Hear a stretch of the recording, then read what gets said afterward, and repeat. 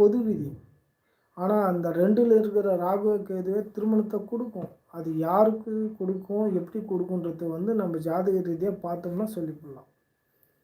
அதனால் வந்து ராகு தோஷம் இருக்குது, அதனால் வந்து நான் ராகு இது தோஷம் இல்லை ஜாதகமே பார்க்குறேன்னு சொல்கிறாங்க. அது ரைட்டு தான், ஓகே. ஆனால் அந்த ஜாதகம் வந்து வேலை செய்யுமா செய்யாதான், அது எப்படி நமக்கு தெரியுது?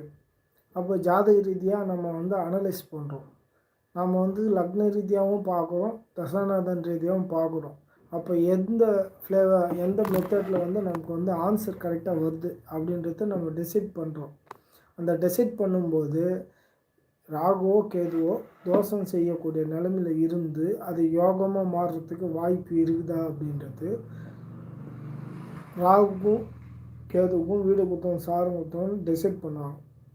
அவங்களோட தொடர்பு, தசாநாதனோட தொடர்பு, தசாநாதனுக்கு வீடு கொடுத்த லக்னாதிபதி தொடர்பு, இதெல்லாம் வச்சு தான் வந்து ராகு தோஷமாக வேலை செய்யுமா யோகமாக வேலை செய்யுமா அப்படின்னு நம்ம டிசைட் பண்ணுறோம். அப்படி இருக்கும்போது நம்ம ராகு இதை பற்றி ரொம்ப பயப்பட தேவையில்லை. நிறைய பயம் இருக்குது. திருமண